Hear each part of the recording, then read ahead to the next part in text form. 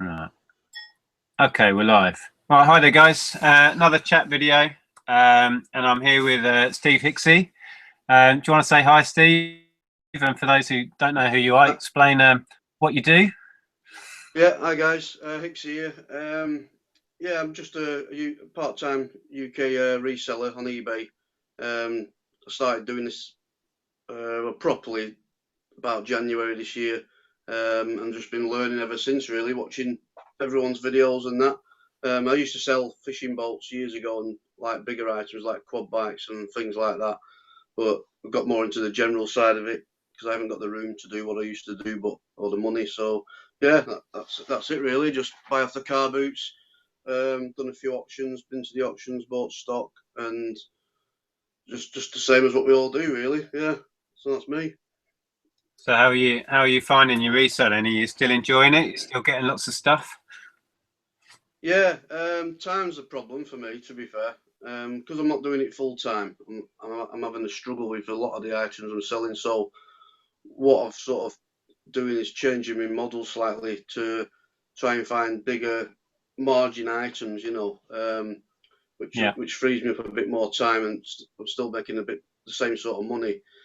I know you do it full time and you sell a lot of smaller, you'll sell a lot more volume with like a lot of different margins across the board, from like £1 to like 50 quid or whatever, because I'm not doing it full time, I have to sort of try and make that margin a bit higher for, obviously I'm selling less items, so I Yeah, think that it makes perfect sense. To be honest, I'm almost in the same boat now because so much of my time is spent with the new business, and I'm putting a lot of time into Amazon now. So I'm trying to do a similar thing and trying to steer towards higher priced items, because it takes you the same amount of time, as you know, to list like a 30 quid item as it does a £5 item. So yeah, I'm trying harder to stick to the higher value items because I don't have much time to do this anymore, not the eBay side anyway.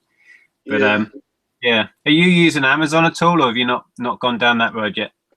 No, I've thought about it long and hard for ages. To be honest, I've never used Amazon, but the idea of the Amazon FBA, I've done a bit of research and I've seen like you lads doing the videos on it. It sounds great. I know the fees are a lot higher and things like that, but it must take so much work away from you, not and free up a lot of space as well. And for them to have your stock, it's worth taking the hit on the fees, I'd imagine. But it's something I've never done, and I wouldn't know where to start with FBA. But I am, as soon as I get some time on my hands, I do want to look into it because I've got a lot of stock here now, which is I've been saving all year for Christmas, and I'm thinking to myself, is it worth getting it into Amazon for Christmas to get the higher money? What are the fees? Is it going to compensate with the fees? Is it going to? I don't know. You know what I mean? I'm a bit stuck what to do with it at the minute. I was the same for a long time. I mean, obviously, when I got to know Tom, he told me all about FBA, and that really suits him because he's got thousands of books up there. So space-wise, it was perfect for him. But as you know, I've only just started FBA really, but it's good. The fees are quite crippling on it. So I still do a lot of merchant fulfilled. So I have the stock here, and I'd suggest that would be the way to get into it. Try it, where you keep the stock, because the fees are less that way, and you can still get good money for your stuff. And then if you get on with it, then perhaps try the FBA thing. But yeah, it is great for me because I'm so tight for space here, as you can see. It's ridiculous. So yeah, boxes of stuff is perfect. Yeah, it's I mean, I've got a lot of items that are new and sealed, and I've got like 10 of each of them. And is that worth FBA? That's with that multiple items, or is it best just using the eBay for those with the quantity on it, or is it just single items you're sending? Or I don't know. I don't. A bit of both, really. To be honest, I've sent a lot of stock that I've bought up in in retail outlets and stuff, and Tesco's. I sent a load of that up recently, and that's been going really well already. Stuff that I thought would stick around till Christmas, but it's been selling. But I'm sending a lot of used stuff up, and board games and things. In fact, I mean, I picked this up. This is a bit of a one to look out for. I've never heard of it. This thing, it's called Quelf. No idea what it's all Right. about. I've just set that up to send that up to FBA, and I'm going to look to get about 40 quid for that.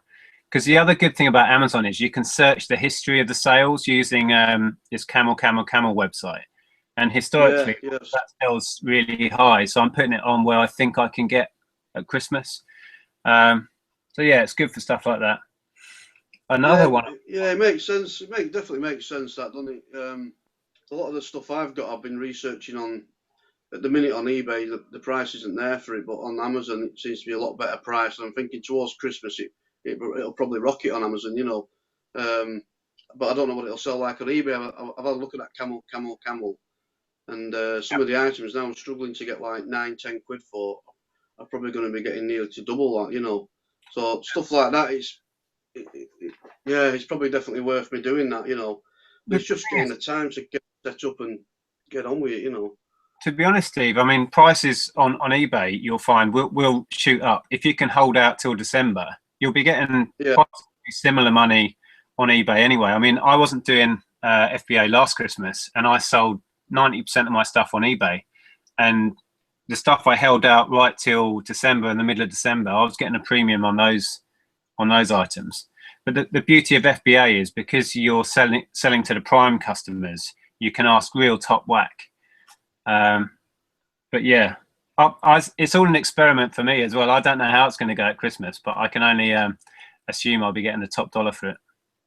So when you send your stuff in, do you list it all yourself and then send it in, or do you just send it in and they deal with it? Or no, you put together an order on your own computer here. So you set your price, and you get a big list, like what they call a shipment, and you scan everything in, set your price, put your description in, stick it all in a box or 2 or 3 boxes, and then you click the shipment to go.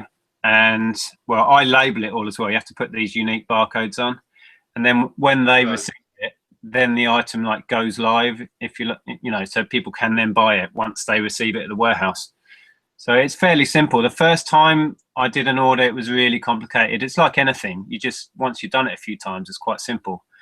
But yeah, you do it all from this end. You set your price, and once they've got your stock in the warehouse and they're warehousing it for you, you can still adjust your price at this end. You know, adjust it up and down. So yeah, it's a really clever system, and it's really, once you get your head around it, it's really quite simple to use. I'm definitely gonna have a look at that and try that. Like I say, just send a shipment in and just try it and see how it goes. Just like I say, that merchant with fulfill probably be better to start with, just get used to the the site. Super easy, because you basically just scan the barcode or search the item and find the item. Then there's a little button on Amazon that says sell yours. You click that, and then it's as simple as putting in the price, writing your description, and pressing go, and it's done. So it's like 10 times quicker than writing your own eBay listing. But a lot of stuff on Amazon is super competitive. A lot of the media stuff, but this time of year, certainly you'll be getting pennies for it, so it's not really worth doing. But it's super fast to do, merchant fulfilled. Yeah, I'm going to probably have a look at that when I get back off holiday, because I'm away next week. So I'll be glad to put my eBay shop on the shutdown for a week or two. To be honest, get back organised. It's chaos in here at the minute. Stuff everywhere. It's hard work because I'm going on the taxi. What I'm doing on the taxi now. I'm doing days, doing Monday to Thursday day. But like, I'm not getting into like 7-8 o'clock at night, and then I'm getting a shower, getting my tea, and then I'm having to come in here and wrap all my parcels from whatever I sell that day, try and list a couple of items, get to bed, and then I'm up at 5 o'clock, gotta go. It's just relentless at the minute, but it's just what you gotta do, isn't it? Yeah, that sounds bloody hard work. It's just constant, and then weekends I've been going every weekend, buying stock through the summer this year. And to be honest, I'm getting a little bit cured at the minute. I'm just ready for a weekend. Also, like I was saying to you before, I bought myself a boat off me, some of my profits, and a fishing boat, and I had a weekend away last week. I'm going away tomorrow on it, just trying it out, ready for the fishing season and that. So it's just nice to have a couple of days off, because, to be honest, since I started this back in January, I've not had a day off. everyone thinks it's dead easy, this game, and it's hard work, and it's got to be continuous. Otherwise, your sales are gonna drop rapidly straight away if you're not listing all the time. I mean, I've seen it myself in the last couple of weeks. I've not been listing hardly anything. I've just a couple of dozen items a week, and I've been selling more than what I've been listing, and it's my items have dropped, and the sales have dropped as well. So I've got to get back on top of that. But yeah, I know exactly how you feel. I mean, I have to kind of force myself to take weekends off because the temptation to go out every weekend is, it's really hard to resist. But then, of course, I work all week, and then if I'm going out Saturday and Sunday, it's like I just never get any time off. So I have to really force myself to make myself take the time off. Because the thing is, I love what I do. So, and I'd do it 24/7. So my wife just pesters me to take time off. Well, that's it. I mean, I can't. I'm not making. I mean, I'm doing all right. I've done all right this year. To be fair, from starting this year, I'm making some decent money, but I'm not making enough to pay my bills. I mean, and I don't want to. I'm not in a position to just jump full time to do it all the time, because I just haven't got the. I haven't got the. Well, I still need to pay my bills, and I'm still not built it up enough to sustain that. To make the jump. Yeah. So I don't want to do that. I think that'd be just stupid to do, So I've got my taxi money, which is my bread and butter, and it makes me a few £100 a week. And I'm doing this, so I'm pushing myself to do this in my in my own time, which is taking up 20-30 hours a week anyway. And I'm probably on a good week making the same as what I'm making on a taxi. So overall, I'm making a decent wage, but it has been hard graft, and that's where, to give myself a bit more time, I'm having to just adjust my model for my profit margins and what on some of the stock I buy, just to make it, worthwhile, and it's not killing me, basically. It's, and I've got a bit of time for family and stuff. Absolutely. So we should work to live, not live to work. That's what I keep having to remind myself. Well, yeah, it's great making all this money, and some of the items I buy, I mean, some of the items I've bought in the last few months have been brilliant. I found the Starbucks mug the other month. Yeah. I was praying it said South Island on it, because that one's worth about £600 apparently. But out of that collection, but it was the Orlando one, and it was 50p. The woman said, I said, how much are the mugs? I didn't go specific, for that one. I said, how much are your mugs? And she went 50p each. So I whoosh, grabbed that, and I got 40 quid for that. And, really? Wow. Things like that. It's just, if you could get them every day, them sort of margins, it'd be easy, this game, wouldn't it? Yeah, exactly. But then on the other side, I bought some trainers for £2, and I've got £8 for them, and I make £3 or £4 profit out of it. So it's just getting that balance right. I sort of said to myself, I don't want to get anything after my fees, my postage, all that palaver. I wanted a minimum of £5 profit, net profit for myself. And I've sort of got to that now. There's a few items which haven't, like sticky stuff and stuff I've had for a while, which sell every now and again. But all my new listings and that lot, I try and make that minimum. I think you've got to have some sort of idea.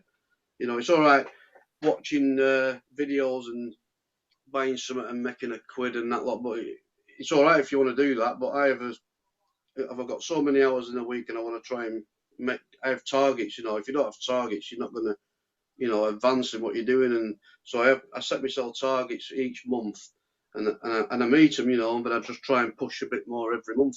But obviously for them higher margins, it's harder to find, so I don't know. It's a bit, you can't go out I can go out every week and find stuff that I can sell, but to make that margin, them profits I want to make, it's getting a little bit hard now. Yeah, it's not easy. I mean, on the face of it, I mean, we've said this in these chats before, it looks ridiculously easy, and in some senses it is. But like you said, the tricky bit is finding enough stock. And like you said before, taking the leap to full time is a massive jump. You know what I mean? And to be able to source enough stock is not easy, and it's a lot of work. The amount of time, I mean, you find this, the amount of time and work it takes to find the stock, it's a lot of hard work. Yeah, of course it is. Because I think it's something you've just. I don't know how you. If I wanted to do it full time, it'd take me probably. You can't just do it. It's probably going to take me a couple of years to build up you know, and it's not just building up; it's building up the room as well, and the way you process stuff and your stock, and you've got, you know, I mean, I roughly sell around 200 items I have at any one time, and it's a little bit below now. So I reckon to make enough money to be full time with the stock I'm selling at the minute, I'd probably have to up that to about £600, you know, 600 items or 600 items, maybe a bit more to make any sort of constant wage every week, you know, guaranteed wage every week, because you're not guaranteed, you know, it's something like, you know yourself, it's up and down every week, it's up and down. You've got these seasons, you're going to have your spell at Christmas. January, February, March seem to be pretty good all over, you know. When the summer dips, it dips in the summer, and you have a freak day where you'll sell 300, 400 pounds worth of stuff in a couple of days, and then nothing for a week, you know. It can be stressful, and if it's your only source of income, that can be super stressful. I mean, we've got it double whammy now because we're running the new business, and that's still growing, and still the overheads are huge. So we've got loads of money going out all the time, and I'm trying to kind of plug the holes when we have a poor week in the shop with what I'm doing. And we've still got, obviously, all our family bills are still going on. And then we have an up and down sort of week or month, and it can be really stressful. There's no doubt about that. Sorry, I'm not laughing. My wife just walked in and I sort of pushed her out. yeah, exactly. I've been finding that myself. Sorry, I was going to ask you, what sort of stuff do you enjoy selling, or what sort of areas have you found are your little niches?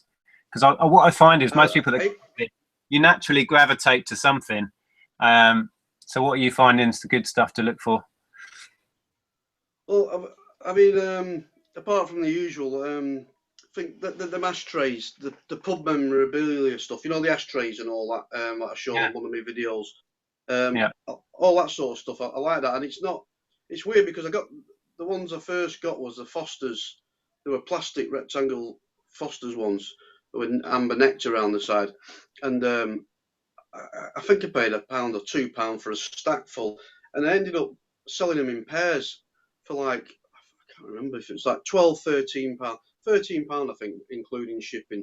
So I was selling them in pairs, and I turned over £200 from that, and I thought, God, this is ashtrays is word, and this is it. This is where I'm going to make my money. The ashtrays, right? So they were plastic Foster's ones, and they just went out the door. No, they were just chinging all day long. Them. They took about a week or two before I sold one of them, and all of a sudden, like the floodgates open, and then I found all them I showed you on that video, them yellow Benson and Hedges ones, the whiskey jugs and all that. I got a cracking deal for all that, and they were all like burley-ware, and they're all porcelain and pot and whatever. I thought these are going to make big money, and they do sell, but they're not fast sellers. So they I probably sell a couple of lots a week of those, you know. But I like finding all that stuff and selling all that stuff. And I've got loads of vintage drinks trays, you know, the branded trays that they used to have in the pubs and all that. That sort of thing. Also, now I'm back into the boats. I'm like boat mad.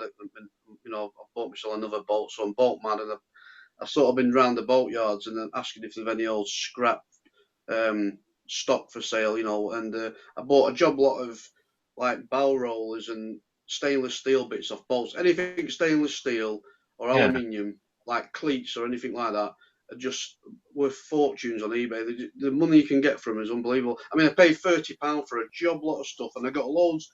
I'll show you. I got these. These are like, I mean, a lot of people won't know what they are. The lock gate on a canal. We have locks. Oh, yeah, I know what you mean. Yeah. And they're the key they're the lock key that you wind to open the gate. And I went down to this boatyard on the canal, and I bought a load of stuff for 30 quid. I got about 20 of those, different shapes and that lot. And I've sold some on eBay. I think I get like 20 quid for two. I've got some on for £30 for two. Some are double keys, so there's good money in them. And I got a bow roller, loads of cleats, and the bow roller alone I sold, and that selling that one item out of the lot cleared the profit. You know, that was it. The rest is like gravy sort of thing.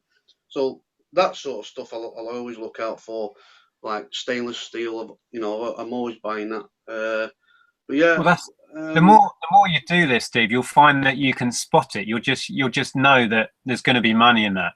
I find I love, like you, finding the weird stuff and the stuff that most people would walk past and not pick up, like all that plumbing gear I had and anything that's obviously, the way I think of it is, if you wanted one of them and you wanted to go out and buy it, you got to think it's expensive, like those little lock keys. And also, where would you find one? So you know there's going to be demand for it, and they're the perfect things. Yeah. Well, something like that, a little out of the ordinary. Someone I want a lock key. I mean, they can either go to the chandler shop if there is lucky enough to have one in the marina where they're at, and pay an absolute fortune for them. I mean, they are big money new. Or they look on eBay, or whatever, or lock keys, and that's what I did when I bought the job lot. I thought 30 quid. I could see the money. I could see there was like 30, 40 quid in one of the items, and there was like a box full of stuff. So I bought it, and I researched the lock keys, thinking surely I might get a tenner for a pair. And I was quite surprised because some of them were like 25 quid each. Some were 25 quid for a pair. Some were 30 quid for a pair. So I thought, well, that's great, and it's just something else, I mean, I know they exist, and I can get plenty off him because he has canal boats down there, and when he buys and sells them and that, he robs all the bits off them, like the keys, and throws them in just throws them in the corner of the room. I bought all sorts of them. I got nav lights. I got some vintage air vents off a Broom 1960s Broom speedboat. I mean, they're pretty rare, but they were like they're all pitted and that, so they weren't in brilliant condition. But I put them on as an auction with some stainless hinges and that, and I can't remember what I got for them, but I think I got near 30 quid just for them bits as well.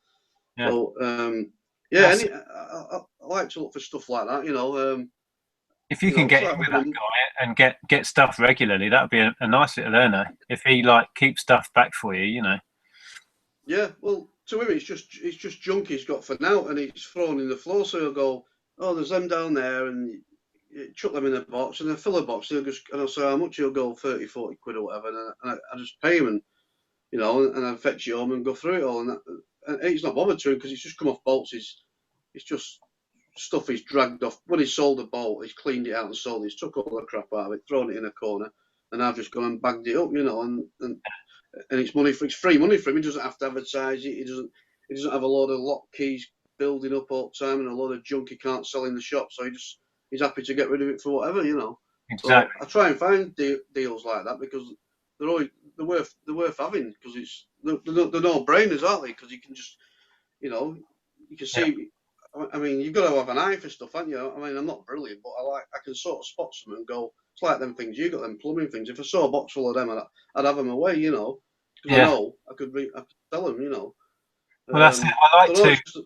I like to every now and again just take a bit of a gamble on something. I mean, most of the time I'll look it up on my phone and get an idea. But even if you don't have reception, if I get a hunch there's money in it, I'll take a gamble on it, because let's say you lose out on it, you still learn something, and 9 times out of 10 it pays off. Yeah. And over the years I've just got good at spotting stuff that's going to make me money, and most of the time it works out really well. Yeah, you bag on. I do the same thing when I go to the car boots. I always say to myself, I'm going to buy something today I've never bought before and I don't know anything about.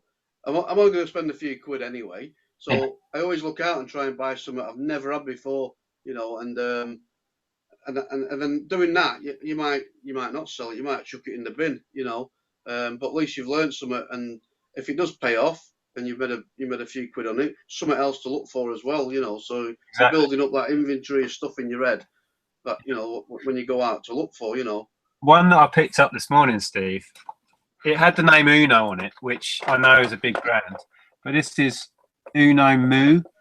I've never seen it before. It's got loads of little cows and sheep, these little balls in it, and the guy wanted 50p, so I didn't even look it up. I thought, it's only 50p, I'll take a chance.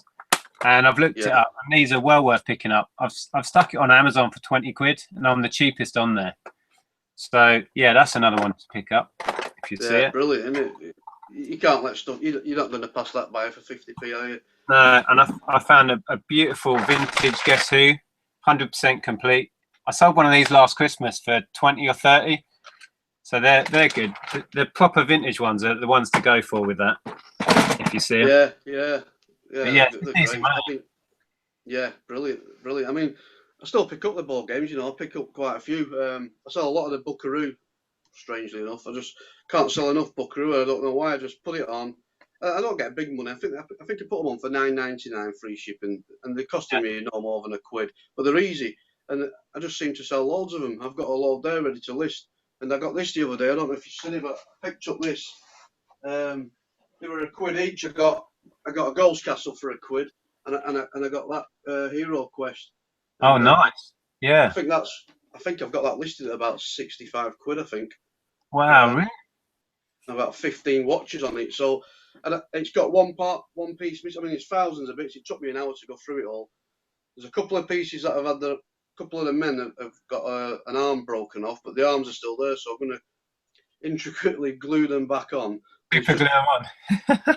You know, and then it's just got one piece missing. But they seem to go whether there's pieces. I mean, I've seen them go for dearer than mine, and they've got loads of pieces missing. So, and when I bought it, I just looked and I thought, that's going to be worth something because I don't see it every day, you know. And when I researched it, I thought, bloody hell, £65. I'm having that. You just know sometimes, don't you? You see something and you think that's vintage, that's niche, that's got to be worth money. And after a while, you just know it. Yeah, it's great when you find. I mean, the Ghost Castle, I think I found 3 in a week or 2, and I found 1 all year, and I found a load in a space of a week. But yeah, I've never seen one of them. In all the years I've been doing this, I've never picked up Ghost Castle. I've had most board games, but I never had that. Yeah, it's. I mean, the few I've got issues, but not big issues. I mean, probably out of the 3, I'll probably make 2 complete ones, and then probably just keep holding the other one. I don't know, or just maybe sell 1 complete one and one with it, you know, as a spares or whatever. Yeah, try and get a bit more that way. I hold a few games back. If I buy games that have got knackered boxes or, you know, the board's ripped or whatever it is, I just keep it in storage. And then when I buy board games that are missing bits, I can almost always make them up. And it pays. Yeah. Or you can sell the parts. I used to sell a lot of board game parts, but it's so fiddly and there's not much money in it. It's a lot of work, but there's a lot of money in it if you do it right. But I don't have the time to do that anymore. Well, that's it. That's what I were like. I had a load of bits I was selling, spares, and I just haven't got the time to be fiddling around with things like that, you know. If I had 100 of them, fair enough, and I could just put one listing with 100 quantity and it just let them tick away. Yeah. Well, that's the way to have a permanent listing, and then you can just keep adding to it when you get more stock. That's the way to do it. But yeah, it's still a lot of fiddling around. I was going to ask you, Steve, what does your other half make of this since you've been doing it? Your room full of random gear. Well, well, like you know, we moved house because of it. Because of your selling. Yeah, we moved next door. I rent a cottage in Garstang where I live, and the room I was using, my initial room, was getting too small.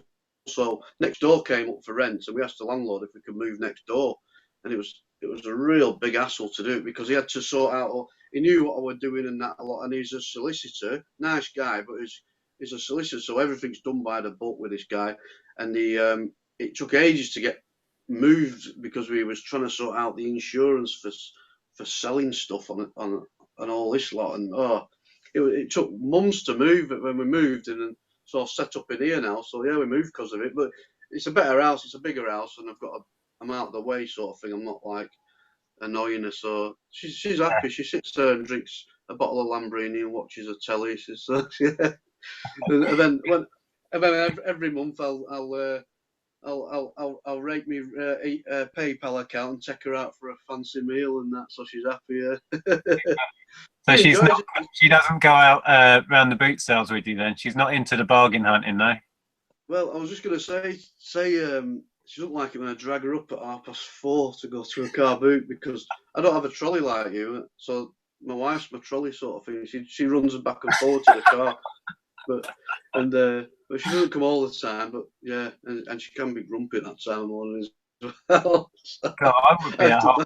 Blimey, that's extreme. I'm grumpy when I get up at 6, let alone 4. Blimey, that's extreme. Well, what I do is Yeah, but depending on where I go, you see, if I go the local one, the one here is brilliant, but it starts a little bit later in the season, but it's brilliant and it's on a Sunday. But the one where I was going to one over in Southport on a Saturday morning. It started about. I mean, I got there at 5 one morning. It was pretty busy. There was a lot of buyers there, so I used to get up at 4:30, get there for about 5:30. It's about 40 minutes from my house. Do that one, and then get in the car and drive to Chorley. And then there was one there at Botany Bay, a place called Botany Bay, and that started at 9 o'clock, and they didn't let the sellers until 9 o'clock. So I had plenty of time to fill my car full up at Southport, drive over to Chorley on the way home, sit and get a brew, and then they let the buyers in at bang on 9 o'clock, which was great because it's 9 o'clock in the morning and you got all your fresh stuff there, so you can get in there quick, and so that's why that's the early morning one when we're going to Southport. But round here it's just about a mile up the road, so it's I don't know, and I've found as well for the stuff I buy and sell, I don't really need to be up that early. Yeah, I'll miss out on a lot of stuff like the vintage Lego and things like that, but the general stuff that I sell, I mean, I've done really well this year on kids' football boots, really well. Just size, like the size 1, 2, 3, that sort of size, the junior football boots. I mean, you buy them off the boot sale, the cheapest chips, because they've been used a couple of times, they've grown out of them, they're full of mud or whatever, and they look crap, and you give them 50p or a pound for them.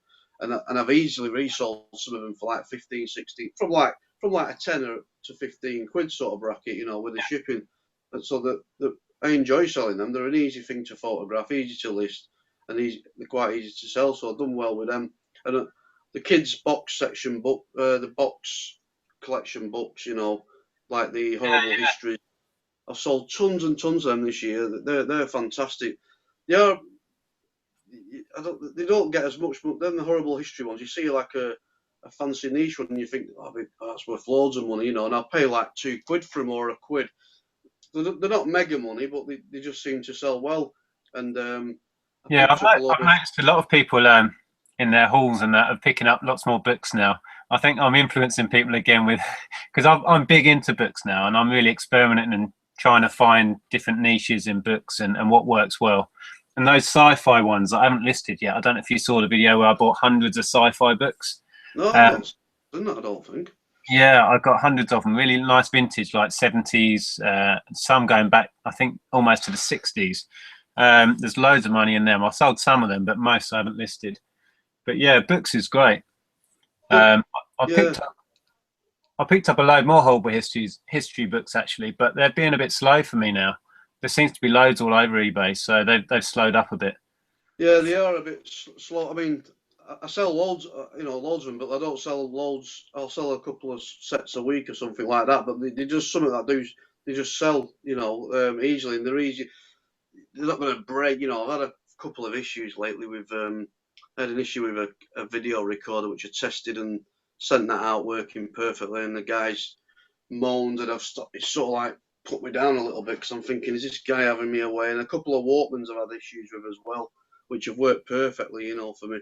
So things like the books, I just have 100% confidence that there's no comeback on them, And I've done quite well with them, and I got a load of Thomas the Tank Engine. And what I've done with them is the little Thomas the Tank Engine square ones.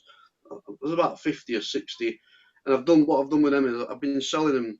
I looked at a way of selling them, and I thought I could only get so much for the job lot. So what I've done is I took a picture of the whole bundle of them. There's loads of them, and done them in like lots of 11 for so much money, and then so many listing, quantities. And that's a way I've sort of maximised my profit out of books as well. If I've got tons and tons of the same thing, and I was just selling a random selection of the same books, and they were going quite well. It's like the Dora. I'll show you these. I've got a load of these. It's a box set of Dora the Explorer books, and they're just little paperback books, and the mint's really nice condition. I mean, they all are. They generally tend to be pretty good, like, because they don't get read. And what I did with them was, if I sold them as a full job lot, I weren't getting so much money out of them. But what I did, I counted them up and I divided them up. and sold them in like lots of like, I think I did these in like 7s or 8s or something like that for like £5.99 plus the shipping. And that, I mean, I was lucky to get just over a tenner for the whole box set. But Yeah. selling them like that in a random, you know, I just put in the listing, you get a random selection of 8 books, whatever, and just sending them out like that and doing it that way. And I seem to be getting like 3 times my money doing things like that. But again, it's all time and that doing it, you know.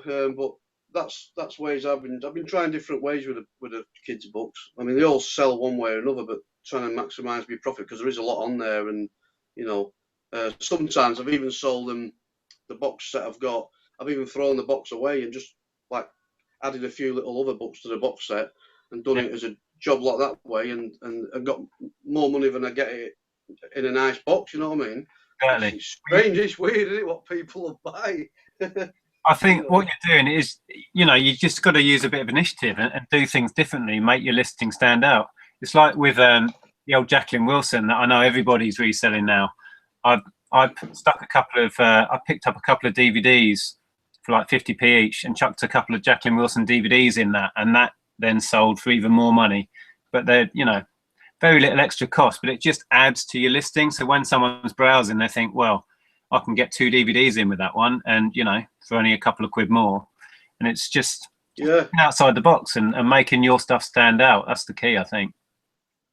Well, that's exactly what you got to do, haven't you? You got to try and, I don't know. For me, I'm like evolving into different things, and you can't just keep going down the same route because you just I don't know. It just seems to, one thing will be great and then it sort of peters off, you know.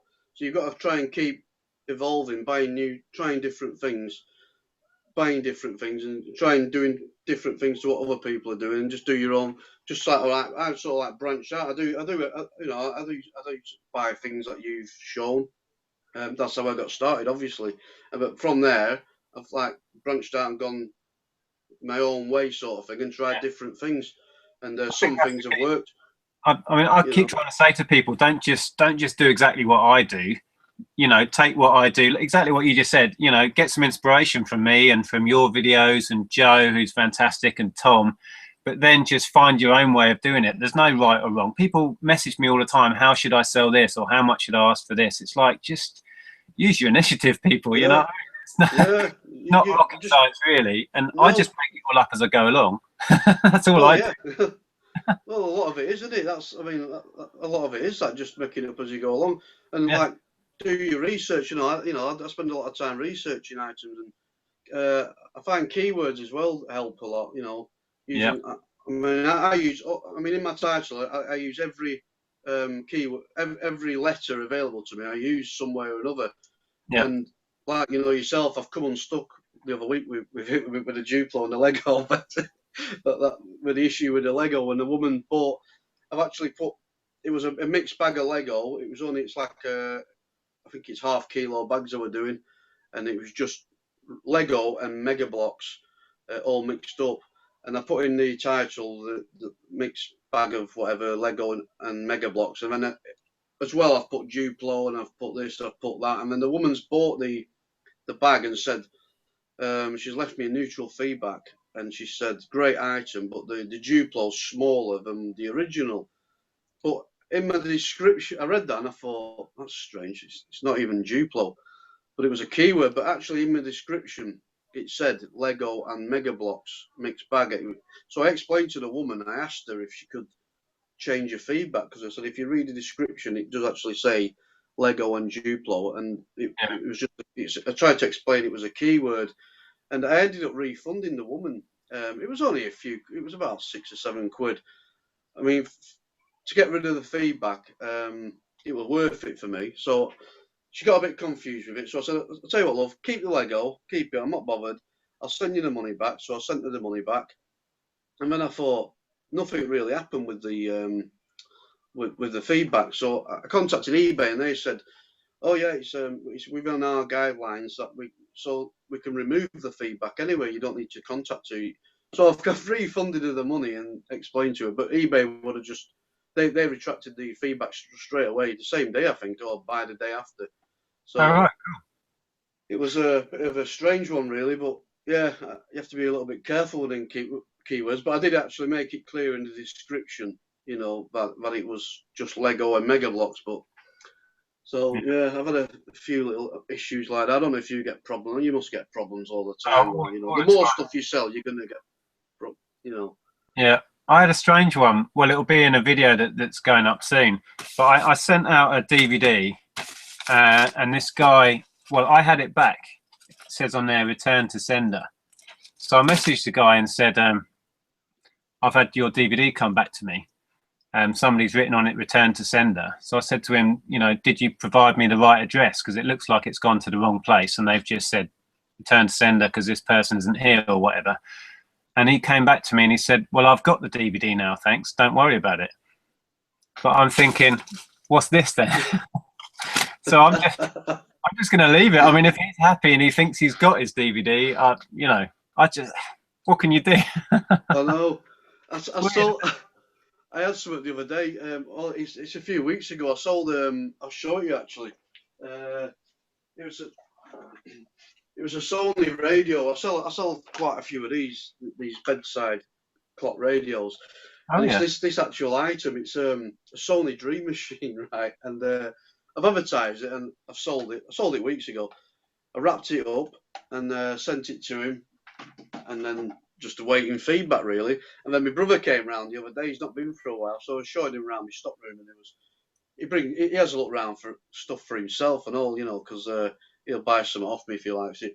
And as I was showing him around, I noticed this clock on the shelf, and he went, oh, look at that radio clock there. I went, and I thought, I sold that weeks ago. I Oh, sent that no. out weeks ago. No. So it was that, and I've realised, and I've looked on my listings, I've sold it. I've sent him the wrong one. I've sent him a different one. Oh, no. And I sent him a dearer one. What did the guy say? Did he contact you about it or what? No, he had it weeks, and I messaged him. I said, "Hi, mate. I'm really sorry. You bought a clock radio off me a few weeks ago. I think I've sent you the wrong item. I'm really, really sorry.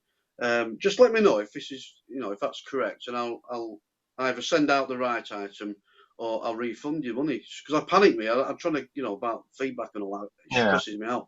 Anyway, I've still not heard of him, so he's just sat there wait. He's probably got it, plugged it in, using it, not even realising, because it is pretty similar, but it's concave. The glass screen's concave. It's like a Panasonic one or something like that. But yeah, it's still there. So I didn't even realise. He's probably got it and then looked it up and realised it's more expensive and a better model, and he's gone, all right, I'll keep that then. Thanks, Steve. Yeah, but it's weird how I've done that without realising. Now, when I thought about it properly, I did actually remember wrapping the one, because it had a concave glass front, and I remember the way I wrapped it. I put some card around it and stuff like that. And I haven't even. It was still lit. I took it off quick. Yeah. So yeah, you know, you make the odd mistake like, but you just try and sort them out as best as you can, as quick as you can. Yeah, I found that the more all the mistakes, mate. I still make mistakes on a regular basis. I make most of the mistakes when I'm tired. That's probably why you've been messing up, because you're so knackered. Yeah, well, it doesn't help when you come in from work. If I do a night shift, and I come in at 3 o'clock in the morning, and I think I'll just wrap all my items. I'm sat in the taxi, my phone's gone ka-ching, and I've gone, that's 3 to wrap. And then I'm driving away, ka-ching, and I'm thinking, oh my word, I've got a night's work here when I get home. And then you're rushing to get it wrapped, to get to bed, to get up to yeah, it's probably, like I say, tired, set to do too much. This is why I'm trying to slow down a little bit and change what I'm selling.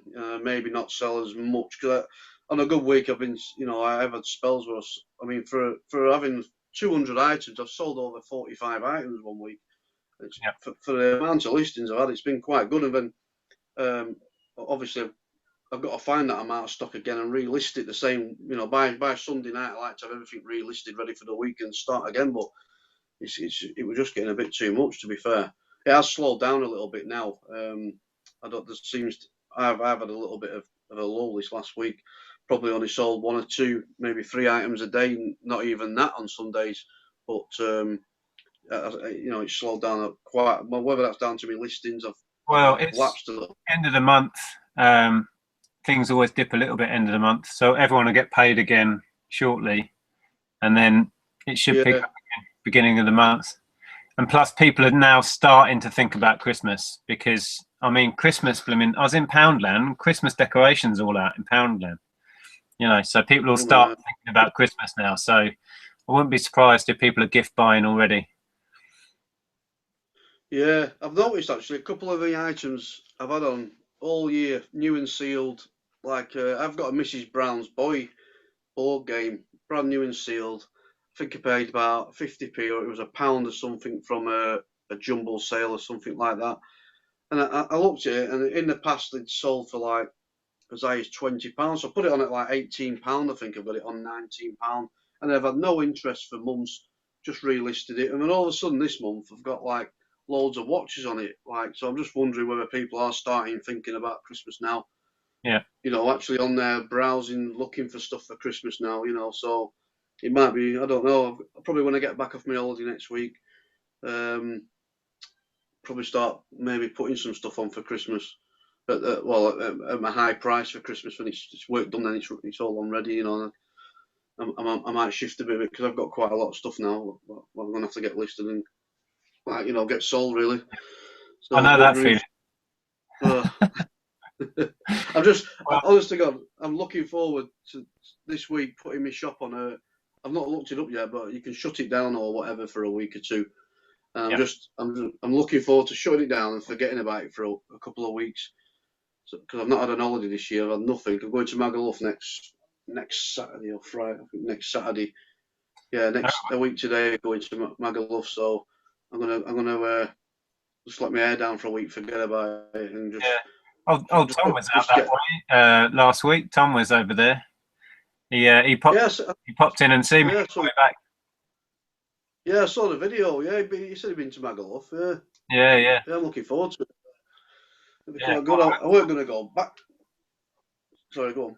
I was going to say, I hope you have a good time. I'm going to have to wrap this up in a minute, Steve, and go home and have some dinner, mate. Yeah, I'm going to get ready and watch the rugby, I think. Oh, yeah. So, do you know what time that starts? I don't, actually. I think it's I'm going to try and catch any that. time now. It must be on now, I think. I don't know how long we've been. I've got no idea. Probably about an hour. You just dragged. You can talk all night, couldn't you? Well, it's been an absolute pleasure. I'm glad we finally had a chat, and hope you enjoy your holiday, mate. Yeah, cheers. I just want to say to anybody watching as well, sorry I've not done a video for a few weeks, but I have been absolutely manic. So after my holiday, I'm going to get back into it, because I know a few people have been messaging me, where have you gone? What are you doing? Are you still alive? Are you doing a video? And like, can you do a video on this? And I'm listening to you, so I will do. I'll get back into it after my holiday. So I've just been hectic. So. The thing is, people, you know, kind of come to expect videos. It's like with me, people, you know, expect me to release X amount of videos, but I have no time. You know, like you, it's like, when do I fit this stuff in? I'm sitting here at work out the back of the shop at now like 7:45, and I'm still doing. I mean, this isn't work, but it's work related. You know, it's just like, it's never ending. You don't realise, do you? It's a lot of preparation and time out. Yeah, it's your own time you're doing. So yeah, it's anything's appreciated, isn't it? Really. I mean, I don't do as many as I did. It doesn't help that we're both technically terrible, because what people won't know is that we were trying to set this up for about half an hour before we started. At one point, I could hear Steve, and he couldn't see me, and then we were on Steve's phone, and then we were on the iPad, and it was just it was quite laughable. So we restarted the chat about what, 3 or 4 times. Yeah, that's my fault, because I'm not technically minded, but we sorted it out in the end. Anyway, buddy, Great, mate. I'll leave it there, and I'll see you soon. Yeah, all right, pal. Take care. All right, take care.